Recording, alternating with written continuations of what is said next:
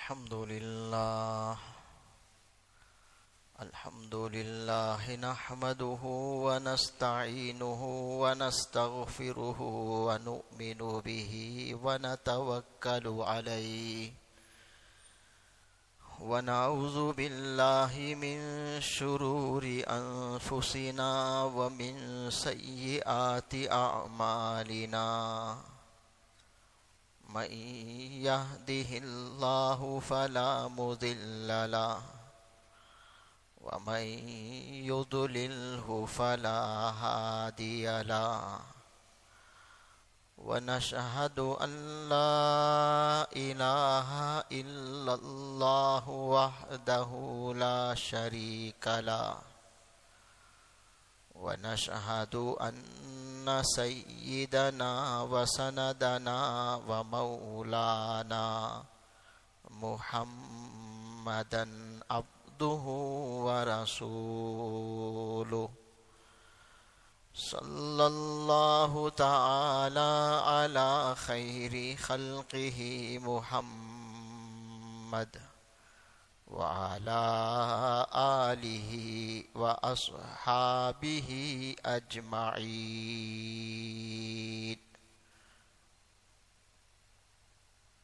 أما بعد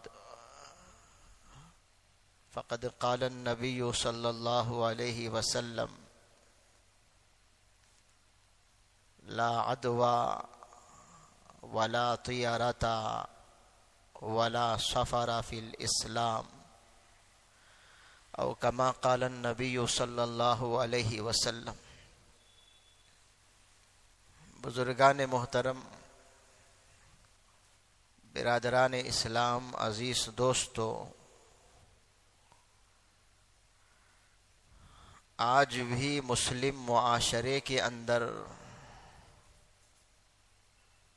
نحوست کا ایک تصور پایا جاتا ہے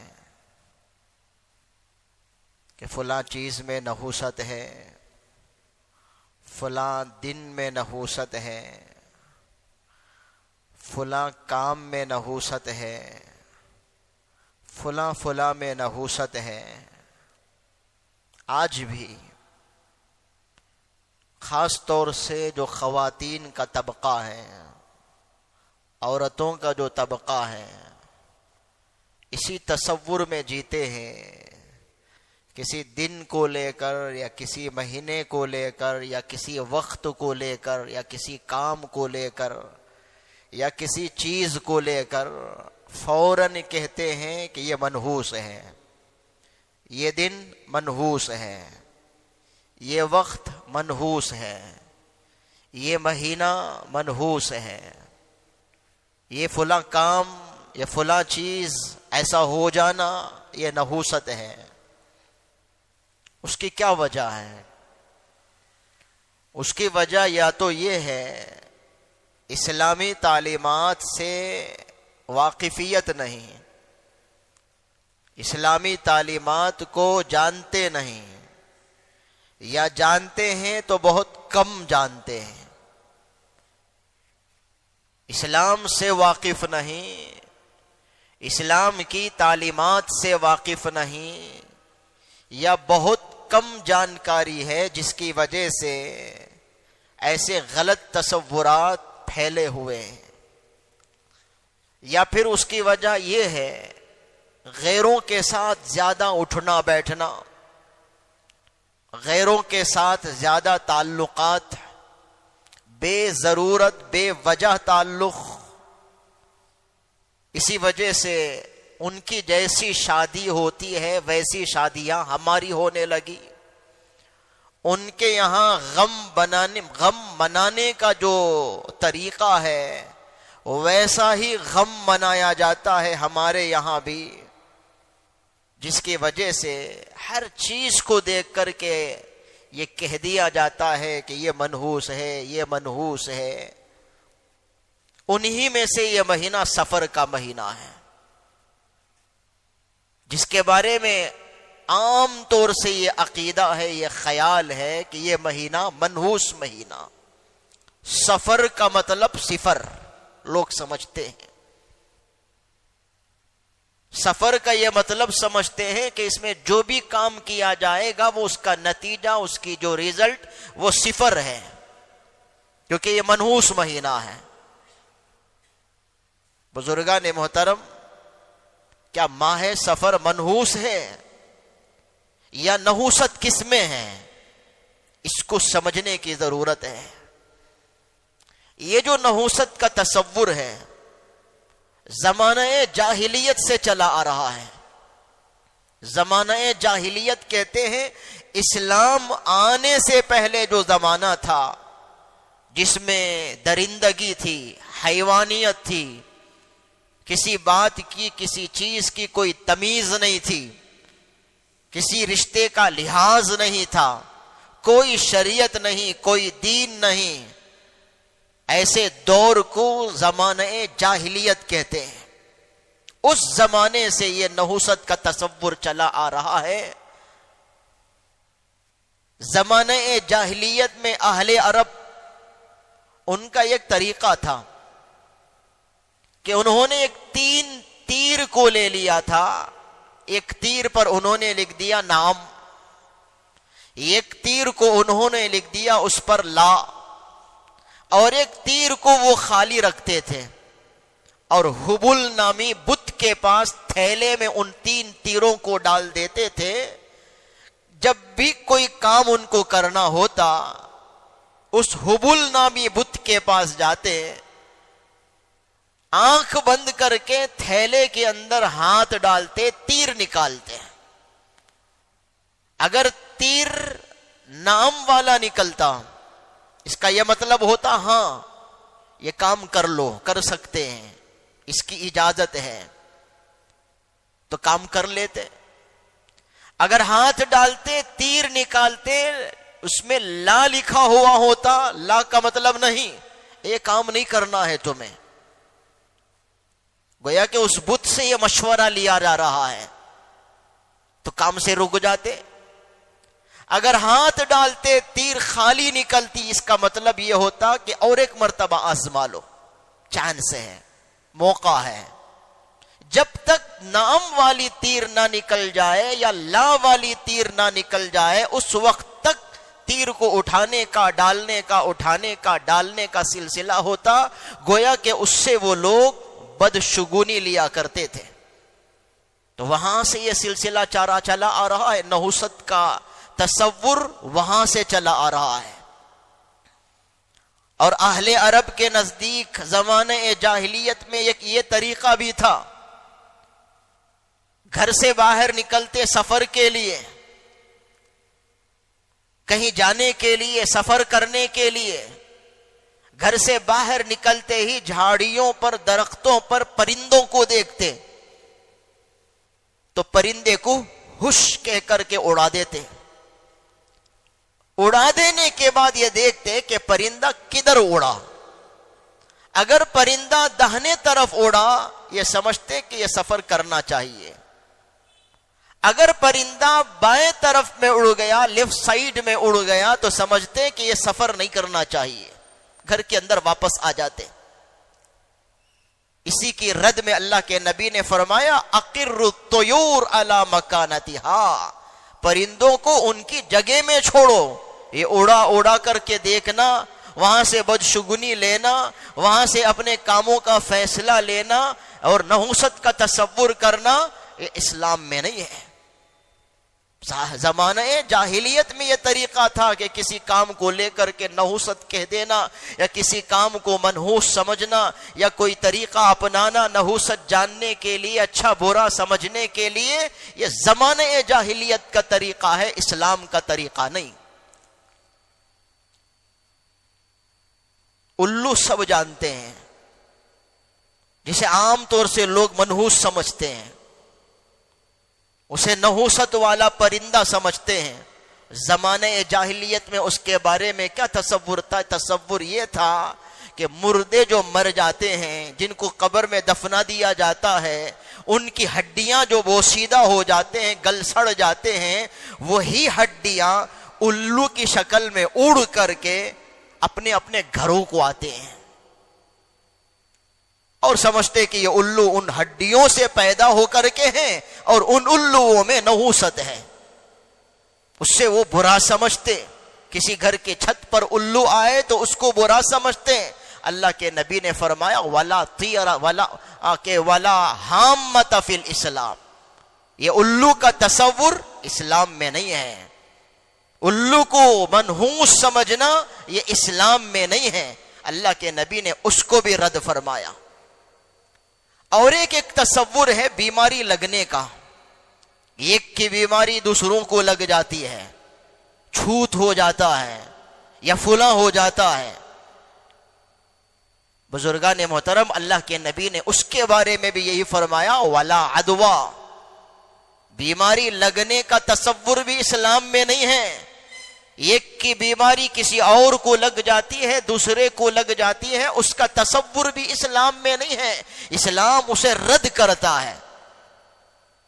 بیماری کے متعدی ہونے کا تصور، ایک سے دوسری جگہ منتقل ہونے کا تصور، لگنے کا تصور، یہ اسلامی تصور نہیں ہے. اللہ کے نبی نے اسے بھی رد فرما دیا.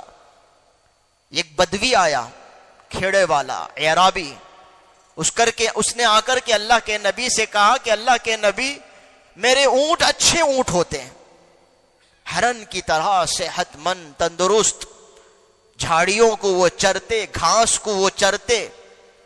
ان اونٹوں کے بیچ میں اچانک ایک خارش زدہ اونٹ، کھجلی والا اونٹ، وہ آ کر کے رل مل جاتا. میرے سارے اونٹ بیمار ہو جاتے ہیں. اس خارش زدہ اونٹ کے آ کر کے شامل ہونے کی وجہ سے میرے وہ سارے صحت مند اونٹ بیمار ہو جاتے، اس کی بیماری اس میں منتقل ہو جاتی.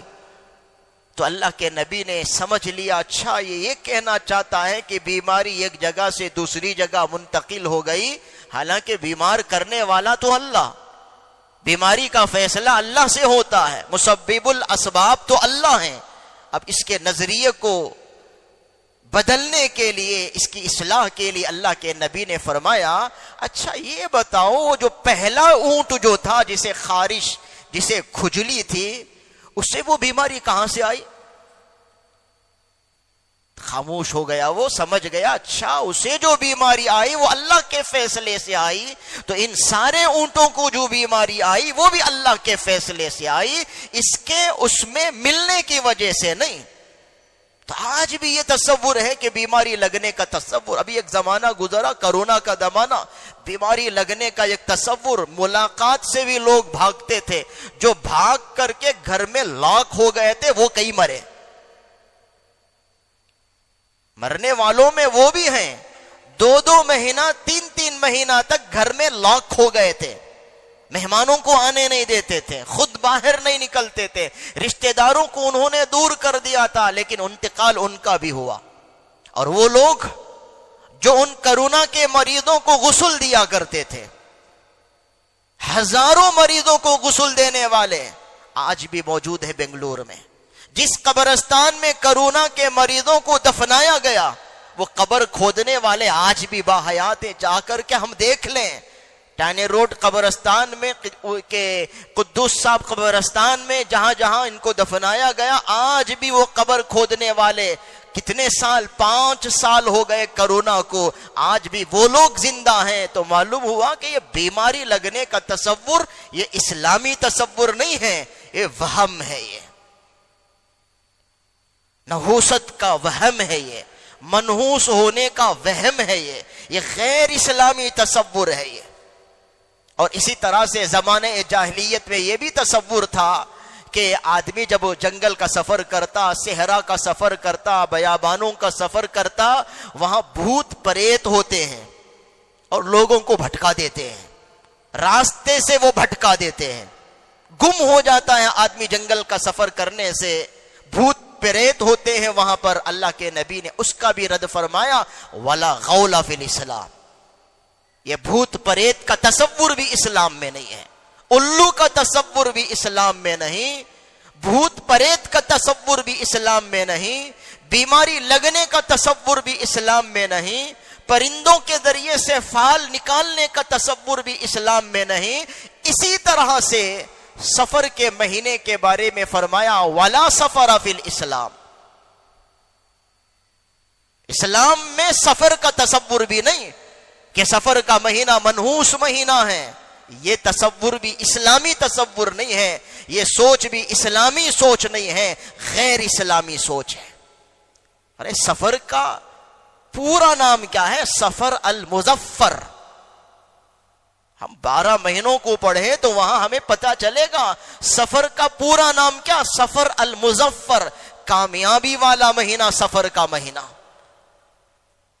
اسلام تو کہتا ہے کہ کامیابی والا مہینہ سفر کا مہینہ، اور ہم لوگ سفر کے مہینے کے بارے میں کیا سوچتے ہیں؟ منحوس مہینہ۔ آپ اندازہ لگائے اسی منحوس ہونے کا تصور کی وجہ سے آج شادی بیاہ سفر کے مہینوں میں لوگ نہیں کرتے، آج بھی یہ چیز ذہنوں میں ہے۔ آپ دیکھ لیں کہ اس مہینے میں کہیں بھی آپ کو کوئی شادی نہیں ملے گی، لوگ سمجھتے ہیں کہ شادی بیاہ نہیں کرنا ہے، شہادت تک شادی نہیں کرتے تھے، محرم کی 10ویں تاریخ تک شادی نہیں کرتے تھے، شہادت ہونے دو، شہادت ہونے دو، گھر کا افتتاح نہیں محرم کے مہینے میں، شادی بیاہ نہیں محرم کے مہینے میں، منگنی نہیں محرم کے مہینے میں، سگائی نہیں محرم کے مہینے میں، اسی طرح سے منگنی نہیں، شادی نہیں، شادی بیاہ نہیں، افتتاح نہیں، کچھ بھی نہیں سفر کے مہینے میں۔ کیوں؟ سفر منحوس مہینہ ہے، اس میں 13 تیزی ہے، اور اس میں آخری چاشمبہ ہے، اس میں فلاں فلاں ہے۔ اس طرح سے لوگوں نے بنا لیا، اور اللہ کے نبی کہتے ہیں ولا سفر فی الاسلام، اسلام میں سفر کا تصور بھی نہیں، اسلام میں سفر کو منحوس سمجھنا بھی نہیں، یہ اسلامی سوچ نہیں، یہ اسلامی عقیدہ نہیں۔ ہر مہینہ اللہ کا مہینہ، ان عدت الشہور عند اللہ 12 شہرا فی کتاب اللہ، اللہ کی کتاب میں، لوح محفوظ میں، صحیفہ خداوندی میں، قانون خداوندی میں یہ طے ہے کہ اسلام کے 12 مہینے ہیں، اور یہ اللہ کے 12 مہینے، تو کون سا مہینہ منحوس ہو سکتا ہے؟ جو اللہ کا مہینہ وہ منحوس کیسے ہو سکتا ہے؟ محرم بھی اللہ کا مہینہ، سفر بھی اللہ کا مہینہ، ربیع الاول بھی اللہ کا مہینہ، ربیع الثانی بھی اللہ کا مہینہ، آپ پڑھتے چلے جائیں وہ سارے 12 مہینے وہ اللہ کے مہینے ہیں۔ اللہ نے ان 12 مہینوں کو طے کیا ہے، تو اللہ اس میں نحوست کیسے رکھ سکتا ہے؟ جب اللہ نے وہ 12 مہینہ طے کیا اور کتاب اللہ میں وہ 12 مہینوں کا تذکرہ ہے، تو وہ مہینہ منحوس کیسے ہو سکتا ہے؟ اس لیے اس سوچ کو نکالنے کی ضرورت ہے، گھر والوں تک اس پیغام کو پہنچانے کی ضرورت ہے۔ عمدن قصدن ہم نکاح کر کے دکھائیں، اور عمدن اور قصدن ارادے کے ساتھ میں اس میں گھر کا افتتاح رکھیں، کمپنی کا افتتاح رکھیں، دکان کا آغاز اس میں رکھیں، تجارت کی شروعات اس میں کریں، سگائی اس میں کریں، سب کچھ کر کے دیکھ لیں، نحوست نہیں آئے گی۔ نحوست ذہنوں میں ہے، نحوست سوچ میں ہے۔ اس مہینے کے تعلق سے یہ جو خیال ہے کہ اس میں ایک 13 تیزی ہے، آج بھی مستورات سے پوچھے کہ ان کو برابر حساب رہتا ہے 13 تیزی کا۔ وہ یہ سمجھتے ہیں کہ وہ 13 دن شدید دن تھا جس میں اللہ کے نبی بیمار ہوئے تھے، تیزی کے ساتھ اللہ کے نبی کی بیماری بڑی بڑھتے چلے گئی، اور اللہ کے نبی کا وصال ہو گیا، اس لیے 13 تیزی مناتے ہیں۔ اسلام میں اس کا تصور بھی نہیں، یہ 13 تیزی کچھ نہیں ہے۔ ولا سفر فی الاسلام جب اللہ کے نبی نے کہہ دیا تو سفر اسے منحوس سمجھنا یہ اسلامی عقیدہ نہیں ہے، فرما دیا۔ یہ 13 تیزی کی بھی اللہ کے نبی نے نفی فرما دی، ایسا کچھ نہیں ہے۔ اور اسی طرح سے اسی مہینے کے آخری چہارشنبے کو آخری چہارشنبے کے طور پر کچھ لوگ مناتے ہیں، مستورات بھی ان کی زبانوں پر ہوتا ہے، آخری چہارشنبہ آخری چہارشنبہ، اس میں یہ کرنا ہے یہ نہیں کرنا ہے، اور ڈو اور ڈونٹ جو ہے وہ لوگ بنا لیتے ہیں اور کہتے ہیں کرنے کا کام یہ ہے، نہیں کرنے کا کام یہ ہے۔ اور آخری چہارشنبہ آتا ہے تو اس میں دعوتیں کی جاتی ہے، خوشی کا دن منایا جاتا ہے. کچھ لوگ ہوتے ہریالی روندنے کے لیے جاتے ہیں، باقاعدہ اپنی بچیوں کو لے کر، مستورات کو لے کر کے ہریالی روندنے کے لیے پارکوں میں جاتے ہیں. یہ سمجھتے ہیں کہ آخری چہارشنبے میں اگر بچیاں جا کر ہریالی روندیں ان کی زندگی اچھی ہوتی ہے. یہ سوچ بزرگان محترم، اس کا تعلق اس سے نہیں ہے. کس لیے یہ سوچ ہے کہ آخری چہارشنبہ ایک اچھا دن، خوشی کا دن؟ وہ یہ سمجھتے ہیں کہ اللہ کے نبی بیمار ہوئے تھے اور آخری چہارشنبے میں اللہ کے نبی کو صحت ملی تھی، اور اس آخری چہارشنبے میں اللہ کے نبی نے صحت کا غسل کیا تھا. اس آخری چہارشنبے میں اللہ کے نبی نے صحت کا غسل فرمایا تھا. اس لیے ہم آخری چہارشنبے کو ہم دعوت بھی کریں گے، خوشی بھی منائیں گے، مٹھائیاں بانٹیں گے، اور ہریالی روندنے کے لیے پارکوں میں جائیں گے. چاہے بے پردہ ہونا پڑے، چاہے بے حیائی ہونی پڑے، یا بے حجابی ہو جائے، کچھ بھی ہو جائے بھائی، آخری چہارشنبے میں ہریالی روندنا ہی روندنا ہے. یہ سوچ کر کے جاتے ہیں کہ اللہ کے نبی کو صحت ملی تھی. حالانکہ معلوم ہے آپ کو، اللہ کے نبی کو اس آخری چہارشنبے میں صحت نہیں ملی تھی، بیماری کا آغاز ہوا تھا. شدید بیمار ہوئے تھے اللہ کے نبی، اور بیماری بڑھتی گئی، اور پھر 12 ربیع الاول کو اللہ کے نبی کا انتقال ہوا. اللہ کے نبی کی اس بیماری کو دیکھ کر یہود خوش ہوئے تھے، اور انہوں نے اس دن کو خوشی کے طور پر منایا تھا. تو آج ہم لوگ بھی، ہمارے مسلمان بھی یہودیوں کے نقش قدم پر چلتے ہیں، آخری چہارشنبہ مناتے ہیں، خوشیاں مناتے ہیں، اللہ کے نبی کی بیماری پر گویا کہ خوشیاں مناتے ہیں. یہودیوں نے سوچ کو بدل دیا، یہودیوں نے ذہن کو بدل دیا. اللہ کے نبی بیمار ہوئے تھے، اور اس نے بات کیا چلا دی لوگوں میں؟ اللہ کے نبی صحت ہوئے تھے، صحت کا غسل کیا تھا، اس لیے خوشی کے طور پر مناؤ. اور ہمارے لوگوں نے لے لیا. کیوں لے لیا؟ اسلام سے واقف نہیں، اسلامی تعلیمات سے واقف نہیں، دین سے واقف نہیں، دین سیکھتے نہیں، دین سمجھتے نہیں، علماء کے ساتھ اٹھنا بیٹھنا نہیں، جہاں سے جو ملتا ہے اسے لے کر کے ہضم کر لیتے ہیں. یہ مصیبت ہے. تو سفر کے مہینے کو منحوس سمجھنا، 13 تیزی کو منحوس سمجھنا، یا آخری چہارشنبہ کو خوشی کا دن سمجھنا، اس میں دعوتیں کرنا، یہ سب اس کا تعلق کوئی اسلام سے نہیں ہے. یہ سب غلط پروپیگنڈا ہے. ان سے گریز کرنے کی ضرورت ہے، پرہیز کرنے کی ضرورت ہے. بزرگان محترم، اللہ کے نبی نے کہہ دیا اس کی کوئی حیثیت نہیں ہے. آخر نحوست ہے کس میں؟ جس کو ہم سمجھتے نہیں، جس میں نحوست نہیں ہے، ہم اس کو نحوست سمجھتے ہیں.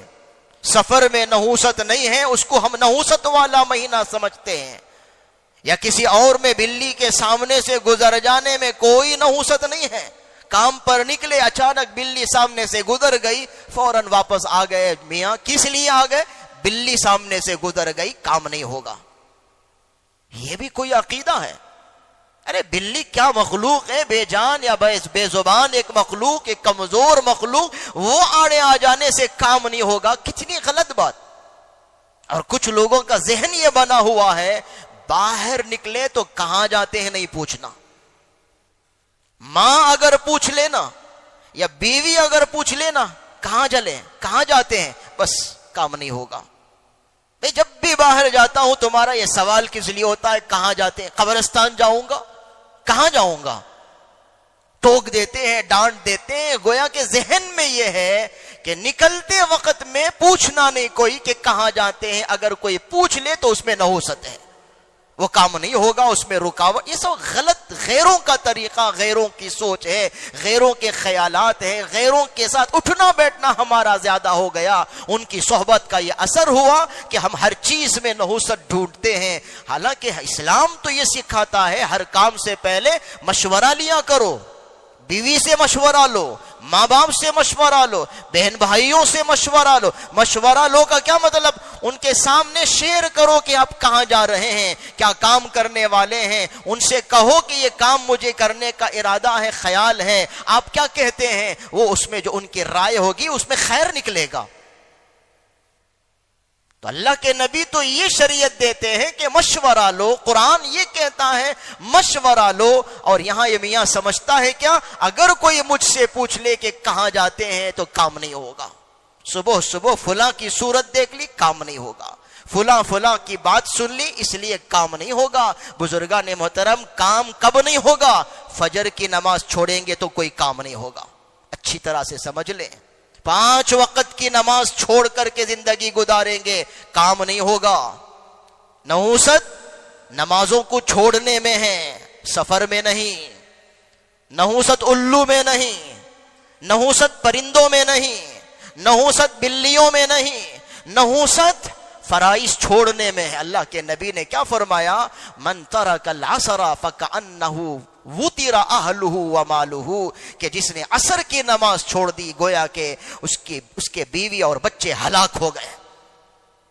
گویا کہ گھر میں نحوست ہے، اس نے ضائع کر دیا اپنے کنبے کو، اپنے گھر بار کو، جس نے عصر کی نماز چھوڑ دی. اللہ کے نبی تو یہ کہتے ہیں نماز چھوڑنے پر اللہ کے نبی کہتے ہیں نحوست ہے. لیکن میاں نماز بھی چھوڑ رہا ہے، ہر کام چھوڑتا ہے. لے کر کے بلی کو پکڑ لیا کہ بلی میں نحوست ہے، فلاں میں نحوست ہے، سفر میں نحوست ہے. نمازوں کو چھوڑنے میں نحوست ہے، فجر کی نماز چھوڑنے میں نحوست ہے.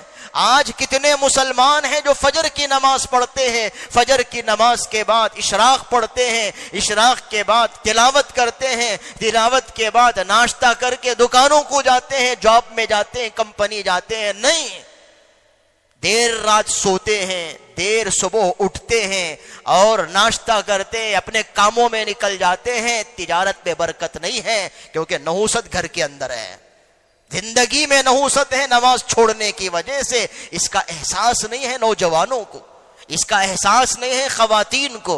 بہانے سے عورتیں نماز چھوڑ دیتی، کہتی ہیں کہ کپڑا ناپاک ہے، ابھی زچکی ہوئی بچہ پیشاب کر دیا، فلاں ہو گیا، اس لیے نماز نہیں پڑھتی خاتون. نئی نویلی دلہن نماز نہیں پڑھتی، شوہر کو اس کی فکر نہیں، شوہر نماز نہیں پڑھتا، بیوی کو اس کو فکر نہیں، ماں باپ کو اس کی فکر نہیں. بزرگان محترم، نحوست تو یہاں ہے. ہم جو نماز چھوڑتے ہیں نا، وہاں نحوست ہے. فجر چھوڑنے میں نحوست ہے، ظہر عصر چھوڑنے میں نحوست ہے. دکان میں بیٹھے بزنس کر رہے ہیں، نمازوں کو چھوڑ کر اس دکان میں برکت نہیں، نحوست ہے. جو دکان کا مالک نماز نہیں پڑھتا اور دکان کا وہ نوکر نماز نہیں پڑھتا، بے نمازی نوکر ہے، بے نمازی مالک یجمان ہے، وہاں نحوست ہے. سمجھے ہم اس کو. اور نحوست کہاں ہے؟ نحوست گناہوں میں ہے، نحوست بدنگاہی میں ہے، نحوست زبان کا غلط استعمال میں ہے، نحوست غلط چیز گانا وغیرہ کان سے سننے میں ہے، نحوست غلط سوچ میں ہے، نحوست گناہوں میں ہے. اللہ تعالیٰ قرآن مجید میں فرماتے ہیں وَمَنْ أَعْرَضَ عَنْ ذِكْرِي فَإِنَّ لَهُ مَعِيشَةً ضَنْكًا، جو ہمارے ذکر سے اعراض کرے گا، ہمارے ذکر سے غافل ہوگا، یعنی گناہ کرے گا، نافرمانی کرے گا اور اطاعت چھوڑے گا، فرمانبرداری چھوڑے گا، کبائر صغائر میں مبتلا رہے گا، جو غفلت کی زندگی گزارے گا، اس کے لیے ہم کڑوی زندگی دیں گے. اسی کڑوی زندگی کا نام تو نحوست ہے، اسی کڑوی زندگی کا نام نحوست ہے. گھر میں 24 گھنٹہ گناہ کا تسلسل. دن بھر عورت ٹی وی دیکھتی ہے، رات میں شوہر ٹی وی دیکھتا ہے، شام میں بچے ٹی وی دیکھتے ہیں، فلم ہی فلم گھر کے اندر ہے. عورت کے لیے سیریل چاہیے، مردوں کے لیے میچ چاہیے، نیوز چاہیے، بچوں کے لیے گیمز چاہیے. گھر میں ایک لمحہ کے لیے بھی قرآن کی تلاوت نہیں، ذکر اذکار نہیں، اللہ کی یاد نہیں. عورت بھی غافل، بچہ بھی غافل، شوہر بھی غافل، بڑے بھی غافل، بوڑھے بھی غافل، سب غفلت کی زندگی گزار رہے ہیں. اس گھر میں کڑوی زندگی ضرور ہوگی. ہم سمجھتے کیا سفر کی وجہ سے یہ نحوست ہے، ہم سمجھتے کیا الو آ کر کے بیٹھ گیا تھا جس کی وجہ سے نحوست ہے، ہم سمجھتے کیا کوے کی آواز آئی تھی جس کی وجہ سے یہ نحوست ہے، یہ سیریل کی آواز کی وجہ سے نحوست ہے. کوئی نہیں سمجھتا. گناہوں کی وجہ سے نحوست ہے. کڑوی زندگی اللہ دیں گے. کام میں رکاوٹ، کام نہیں ہوگا، ہر کام کا وہ مشن بنائے گا، ہر کام کی وہ کوشش کرے گا، پلاننگ کرے گا، لیکن آج مسلمان ناکام ہو رہا ہے. کس لیے؟ گھر کے اندر گناہوں کے آلات ہیں، گھر کے اندر گناہوں کے سامان ہیں، گھر کے اندر گناہوں کے اسباب ہیں. نحوست کس لیے نہیں آئے گی؟ ماں باپ کے گناہوں کی وجہ سے بچے سزا بھگتتے ہیں. ایک شخص نے آ کر ایک اللہ والے سے کہا کہ حضرت بچپن میں میری آنکھوں کی روشنی چلے گئی ہے. تو انہوں نے کیا کہا؟ تمہارے ماں باپ کی گناہوں کی وجہ سے، تمہارے ماں باپ کی گناہوں کی وجہ سے تمہیں یہ سزا ملی ہے کہ تمہاری آنکھوں کی روشنی چلے گئی ہے. آج بزرگان محترم گھر میں جو بچے بیمار، ان کا کیا قصور ہے جو وہ بیمار ہوتے ہیں؟ ان کا قصور نہیں ہے، ماں باپ کا قصور تھا، وہ نحوست بچے کو لپٹ گئی. اس لیے احتیاط کی زندگی گزارنے کی ضرورت ہے. آج ہمارا حافظہ بھی کمزور، قرآن یاد نہیں ہوتا، دین یاد نہیں ہوتا، مسئلہ یاد نہیں ہوتا، اچھی باتیں یاد نہیں ہوتی. میموری پاور جو لاس ہو کر کے ہے، اس کی وجہ بھی کیا ہے؟ گناہ ہے. امام ضحاک فرماتے ہیں قرآن مجید کی ایک آیت تلاوت کر کے کہ جو کچھ کہ تمہیں مصیبت پہنچتی ہے وہ تمہارے ہاتھوں کی کمائی ہے. اس آیت کو پڑھ کر کے امام ضحاک نے کہا ایو مصیبت اعظم من نسیان القرآن، قرآن بھولنے سے زیادہ بڑی مصیبت کون سی ہوگی؟ کہ قرآن کا بھول جانا، قرآن کا یاد نہیں رہنا، سورتوں کا یاد نہیں رہنا، دین کی باتوں کا یاد نہیں رہنا، مسئلے مسائل کا یاد نہیں رہنا، دین کی سمجھ نہ ہونا، یہ سب گناہوں کی وجہ سے ہے. یہ سب نحوست ہے، یہ گناہوں کی نحوست ہے. یہ ہم سمجھتے نہیں. ہم سمجھتے ہیں کیا کہ میں مومن ہوں، میں مسلمان ہوں، مجھے اچھی زندگی ملنی چاہیے. کیسے ملے گی؟ ایمان کے ساتھ اعمال صالحہ بھی تو ضروری ہے، اچھے اعمال کی بھی تو ضرورت ہے. شریعت سنت کے مطابق بھی زندگی گزارنے کی ضرورت ہے، جس کی وجہ سے، جس کو چھوڑنے کی وجہ سے، اعمال چھوڑنے کی وجہ سے، فرائض چھوڑنے کی وجہ سے، گناہوں کے مرتکب ہونے کی وجہ سے گھر میں نحوست ہے. اور نحوست کس میں ہے؟ ظلم کرنے میں ہے، ظالم بننے میں ہے. آج ظلم زیادہ ہے. ہر گھر میں آپ دیکھیں گے ظلم کی الگ الگ قسمیں آپ کو ملیں گی، ظلم کی نوعیت بدل کر کے ملے گی. کسی گھر میں آپ دیکھیں گے کہ عورت کا ظلم شوہر پر، کسی گھر میں آپ دیکھیں گے شوہر کا ظلم بیوی پر، کسی گھر میں آپ دیکھیں گے ساس سسر کا ظلم بہو پر. کتنے ایسے مسئلے آتے ہیں محکمہ شریعہ کے اندر، ساس سسر کی وجہ سے اس بہو کی زندگی اجیرن، اس بہو کی زندگی تباہ و برباد.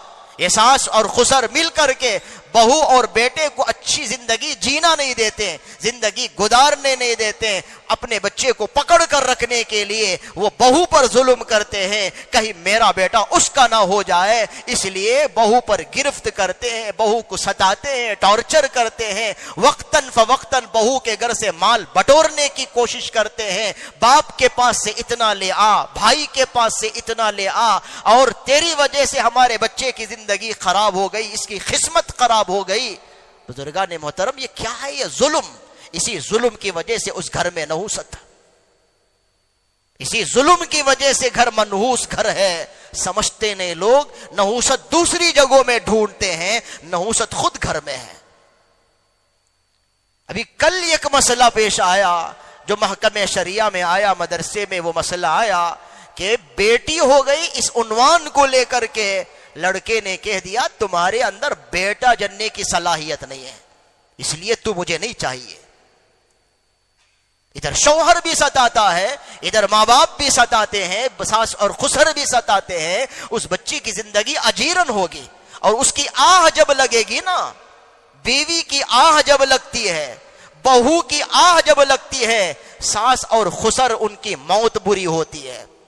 بہو کی آہ اگر لگتی ہے ان کی زندگی برباد ہوتی ہے، اور بیوی کی آہ اگر لگتی ہے تو وہ شوہر یا تو کینسر کا مریض ہو کر کے مرتا ہے، یا ہاتھ پاؤں کا اپائج ہو کر کے وہ مرتا ہے، یا پھر وہ لقوے کی حالت میں زندگی گزارنے پر مجبور ہو جاتا ہے۔ اللہ جیتے جی اس شوہر کو دکھاتے ہیں تو نے بیوی پر جو ظلم کیا ہے اس کی یہ سزا ہے۔ لوگ سمجھتے نہیں، آسان ہو گیا کہ کتنی پیار محبت لاڑ پیار سے اس بچی کو اس کے باپ نے پالا تھا، بھیج دیا اپنے لخت جگر کو رخصت کر کے ایک بول پر میں نے قبول کیا پر، اور لے کر کے آیا شوہر بھی ظالم ہے، ساس اور خسر بھی ظالم ہے، ظلم پر ظلم کرتے ہیں، گویا کہ گھر کی نوکرانی ہے یا یہ باندی ہے، ایسا سلوک کیا جاتا ہے۔ اس گھر میں برکت کہاں سے آئے گی؟ اس گھر میں ترقی کہاں سے ہوگی؟ اس گھر میں سکون کہاں سے ہوگا؟ سب کی زندگی برباد ہے، عورت کی زندگی برباد، اس شوہر کی زندگی برباد، ان سے اگر بچے ہو گئے تو بچوں کا فیوچر تباہ اور برباد۔ بزرگان محترم، نحوست اصل میں یہاں ہے۔ ہم نحوست سفر کے مہینے میں ڈھونڈتے ہیں، ہم نحوست محرم کے مہینے میں ڈھونڈتے ہیں، ہم نحوست الو میں ڈھونڈتے ہیں، وہ الو تو گھر میں ہے۔ نحوست بلی کے پار ہونے پر ڈھونڈتے ہیں، بلاور تو گھر کے اندر ہے جو بربادی لا رہا ہے، تباہی لا رہا ہے۔ اس لیے ہمیں چاہیے کہ ہم اگر نحوست سے بچنا چاہتے ہیں، منحوس زندگی سے بچنا چاہتے ہیں، بابرکت زندگی گزارنا چاہتے ہیں، ہمیں چاہیے کہ ہم فرائض پر آئیں، اعمال کی زندگی گزاریں، تقوی کی زندگی گزاریں، گناہوں کو چھوڑ کر زندگی گزاریں، سنت کی زندگی اپنائیں، شریعت کی زندگی اپنائیں، ظلم چھوڑیں، ہمدردی دل کے اندر پیدا کریں، نرم گفتار ہو، بول میں نرمی ہو، چال چلن میں نرمی ہو، سوچیں تو ہم غلط نہ سوچیں، کسی کو تکلیف دینے کا ارادہ نہ کریں، سب کا دل جیتنے کی ہم کوشش کریں، پھر دیکھیں زندگی کیسی گزرتی ہے۔ اسی زندگی میں، اسی دنیا میں ہم جنت کا نمونہ دیکھیں گے، جہنم کا نمونہ نہیں۔ اس لیے ایسے تصورات کو چھوڑ کر اسلامی معاشرے میں زندگی گزارنے کی ضرورت ہے۔ یہ پیغام عام کرے، گھر والوں تک اس بات کو پہنچائیں کہ ہم اچھی زندگی گزارنے کے لیے اعمال میں آنا ہوگا، شریعت کے مطابق زندگی گزارنی ہوگی، تقوی اپنانا ہوگا، گناہوں کو چھوڑنا ہوگا، پکا کامل و مکمل ایمان والا مسلمان ہونا ہوگا۔ دعا کرے اللہ تعالیٰ مجھے اور آپ سب کو عمل کی توفیق نصیب فرمائے۔ وآخر دعوانا ان الحمد للہ رب العالمین۔